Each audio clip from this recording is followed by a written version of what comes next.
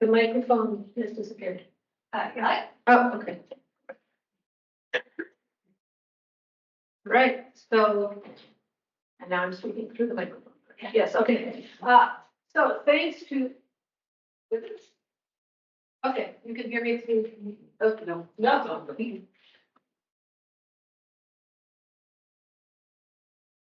Hello?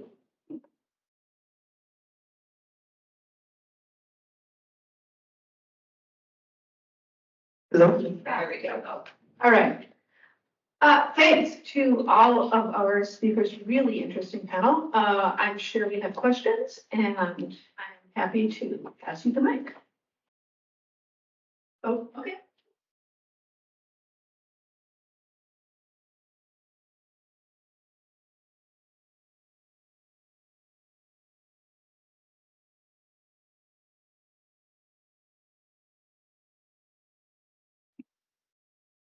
Hi, good morning, everyone.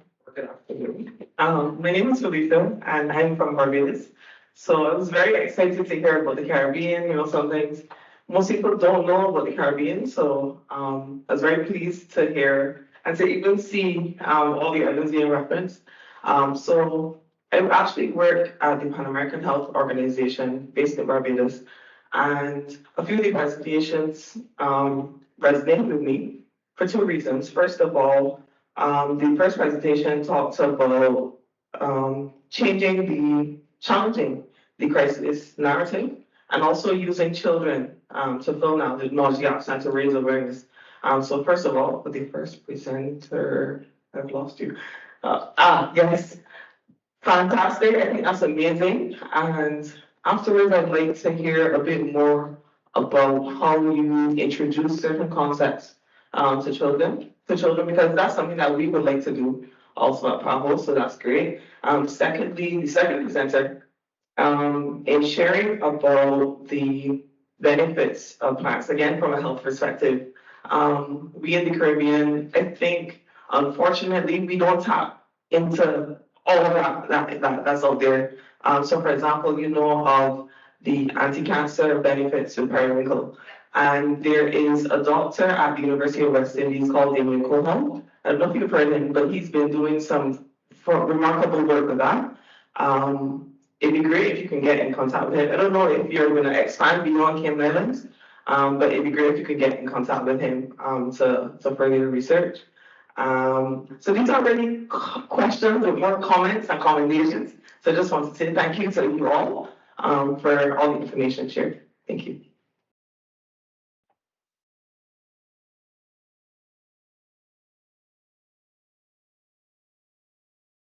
First of all, thank you to all the presenters for sharing your amazing knowledge that you have collected and prepared for us today, so thank you.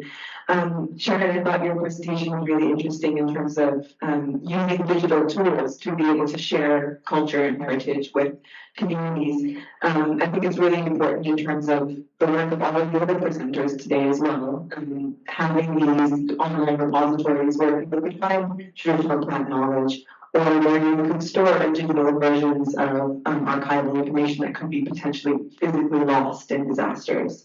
And even to store conversations between different generations of students, like we saw in the Romanian examples as well. And I'm interested in how you, once that tool is created, how you engage communities actually using that tool and making sure that it becomes a really useful part of their experience of learning about culture and heritage.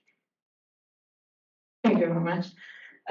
So definitely, whilst I've been listening to the other presentations, I was thinking, oh, well, this would really fit into the natural landscape. And to answer your question about how to engage more people, I think the way we're approaching it is having the different forms of accessing the digital cultural landscape. So, for instance, the virtual reality representation that's really effective perhaps in a museum, but not so much outside the museum. And that's where the website and other kind of ways of showing it and accessing with it become more effective. And in actually encouraging people to use it, I think firstly it's almost a little bit like marketing, where you're selling this idea of their own heritage to community members and the beauty that is available within everyone's reach if they were only able to access it. So making it accessible and inspiring that. I mean, I could say inspiring their love for heritage, but that it maybe it's a bit romantic, but it's a really important way to look at it because unless we actually care about our own heritage, we wouldn't really want to access anything or we wouldn't want to do anything about it. So yeah, I don't know if that answers your question. Yeah. And just a little one thing I wanted to add as well to that is digital tools are already being used a lot. So I think all of the presentations here have some form of digital output that they're creating. So using this approach of digital cultural landscape is seeing it as a way to connect the different outputs that we're all creating and working together to make sure that everything that we're creating in the digital world can be seen holistically, not just separately in kind of the different projects or the, maybe someone is focusing just on plans or just on objects and they never really understand the full context. Yeah, so I just want to say, you did answer my question. I think it's important for all of these things to work together. And what Hannah was talking about in terms of repeated physical interactions with the natural world to build that love so that people can interact with both the physical and the digital is really important because neither will be able to replace each other. Before maybe I pass it on to you, I just wanted to say I really liked your last quote, which said we need to be engaging with the earth itself, and maybe that's the criticism to my approach, which is the more digital way. But there's no reason for them to cancel each other out. I also actually just wanted to thank you because I feel like in the plant world, right now, there's this almost sort of instinctive, I think, backlash against some of the technology that is being used to identify plants. There's an ethnobiologist working out of the US, and she was flagging that AI is being used to write medicinal plant books based on nothing. And they're just being put up on sites and for sale. And it's like, I think you have opened my eyes to the fact that it could really be a very helpful aspect of maintaining that knowledge and allowing people access to plants and to experiences that they might not otherwise have access to. A lot of the plants that are used medicinally are usually quite accessible, but some aren't. There are endemic plants that are located in small islands and they're increasingly endangered. So to be able to allow people to access those plants digitally would be incredible for maintaining those connections to those plants. So thank you very much for opening my eyes to the positive impacts of the digital space on plants.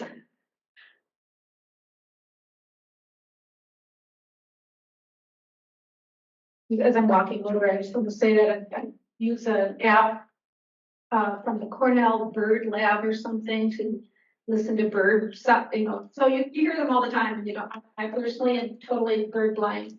And just going like this and saying, oh, there are 5 different kinds of birds out there right now that I'm listening to, makes me look around a lot more and think a lot more about birds. And so, yeah, but it also makes me want to be out in nature listening to the different birds. Yeah, this is just a contribution about digital tools. In our field, we are using with children digital mapping of risks using the GIS technology. Like for example, we have these apps that you can put in any smartphone for free. So kids, as they do WhatsApp or TikTok or whatever they do, they can also identify risks in their communities, as well as tangible and intangible cultural heritage. Let's say they know a lady who knows the recipe how to cook this special thing, but maybe she's the last one in the community. They can put this information on the app, and we just got a new app that also includes images. In the future, we will have video, and now it's just data and video. But also, as I saw in the previous session, artificial intelligence is very important, combined with traditional wisdom. I mean, because we know those are different sources to get information about the past of El Niño, for example, in Peru. You know, as the parents know this experience or this archaeological evidence that you have of the Niño. Also, it is the same all over Latin America and the Caribbean, and I'm sure in the world, that there are ancestors who have this data, you know, like, so, oh yeah, I remember 75 years ago there was an eruption or this river flooded. So this combined with artificial intelligence can be a very effective way of mitigating these issues in the future. So I think it is very important to use digital tools. Children, children are the future, you know. So it is important to embed in their brains this chip about prevention, like Japanese have done. You know, Japanese are the masters of prevention, but in their curriculums at school, you know, they have these these measures on how to evacuate, how to do behave in an earthquake, and so on. So we're trying to copy these lessons, you know, because these practices, I should say. And I think, you know, museums also have an important role. We're talking about collections and all these objects, but also I think a museum should have like a small exhibit or a small corner to create awareness about the protection of it. Because we display all these objects, but we don't talk about the protection. And museums have visitors. We are doing an experiment with the Children's Museum in Guatemala that has 1,000 kids a day. So we are bringing, we got a donation from a No Fire Brigade truck to create an exhibit about, you know, risk preparedness in a very childish way, you know, but it works because it attracts, it's a very vintage truck that not only touches the senses of the children, but also it's a nostalgic thing for the old generation. You know, when you see this old truck, so it involves the whole family. And then when you go back home, you have a different perspective, a different view of the risks. So I think there are many ways that we can all contribute. You know, but museums have an important role because they are the windows. You know, or they don't really have the visitors. So it's just a little exhibit, a little message that they can address, which is not expensive. It involves the children. Yeah, it involves- Important.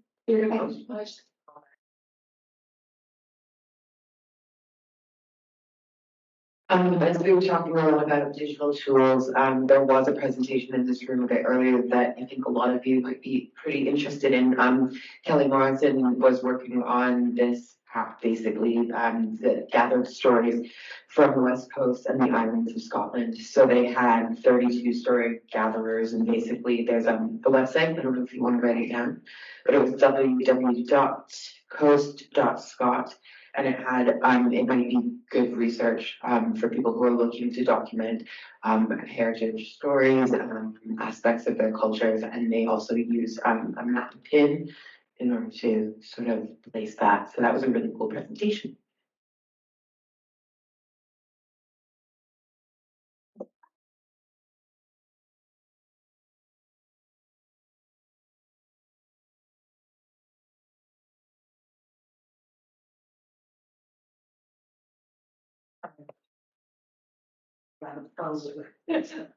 I just wanted to thank everyone for their presentations this morning. Everything was really, really interesting. Two things that really resonated with me were the work in the Cayman Islands. Similar work is happening in Barbados. Dr. Sonia Peter, she's been systematically documenting quite a bit of our indigenous plants some not so indigenous, I should say, endemic plants, and how they've been traditionally used for healing. And more importantly, for the naysayers out there, the people who like to say, oh, what these things are not reliable, she also links them back to what is happening in modern medicine, which uses the same chemical compounds found in those plants. So that's interesting work. She's also working with Andromeda Gardens. They've actually established an ethnobotanical garden as a segment of our existing Andromeda Botanical Gardens, which is doing some interesting work. She's been working with us at the museum as well. So a couple of years ago, some of my students got together.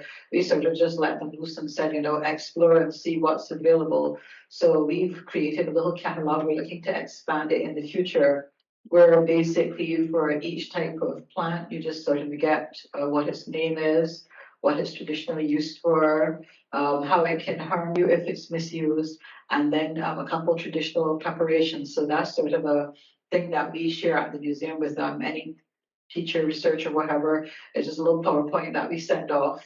We're probably going to put it on our website over the next year or so, because our website is being expanded to sort of perhaps we're looking at trying to insert like a little Moodle that people can log into to get lessons on different things, to make that information to go with Sharon's presentation now digitally available to a wider network of people. So Sharon, I do want to talk to you a little later today, because I see some stuff there that we want to get. But those two presentations were really, really particularly interesting to me, as well as the presentation about looking at climate resilience in the face of natural disasters. We actually had a meeting in Barbados, I think month before last, where a number of different presenters from the Caribbean came in, and they looked at natural disasters they had faced, how they responded, how they're changing their systems to better able to handle things like that. So we had presentations from St. Lucia, as you know, they had a folk museum there that burned down. We had presentations from Antigua. We had presentations with regard to the volcano, but basically there were two simulations. So people had to actually get out there. We did one at the museum. That one was a flooding incident, and we did a fire at the archives in Barbados. And everybody had a role to play, be it documentation or actually working on the imaginary things. We called out the Barbados Fire Service for the fire and timed how long it took the fire trucks to get there, that kind of thing. But I say that to say that perhaps you should be talking to the people at our Division of Culture, who I know they arranged that workshop across the region with a bit of funding from UNESCO, because you've already got those links in Barbados, but sometimes the information doesn't get as far as it needs to go, because we're all working, furiously to try to, but it would be really, really cool to hook all you people up. All right. Yeah, there's so many ways that it would be just, it's like, okay, so if you did this and you did that and we did, and then it was yeah, because you can see so many connections. Final question from anyone?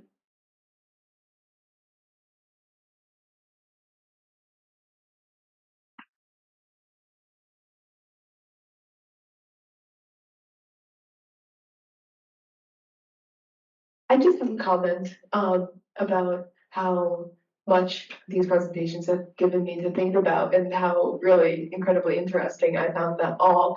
I just sort of started working on a project doing drawings of archaeological sites in Nashville in the US, sort of to connect what the landscape looked like in the past, to be used on an app for people to go to these places. So they're physically there, but kind of combining the digital so that they could see maybe what things might have looked like. And I barely just started, so this has given me a lot to think about, and a lot more to consider and resources to look into for that. So I think it's all been very interesting. I want to say thank you very much to all the presenters.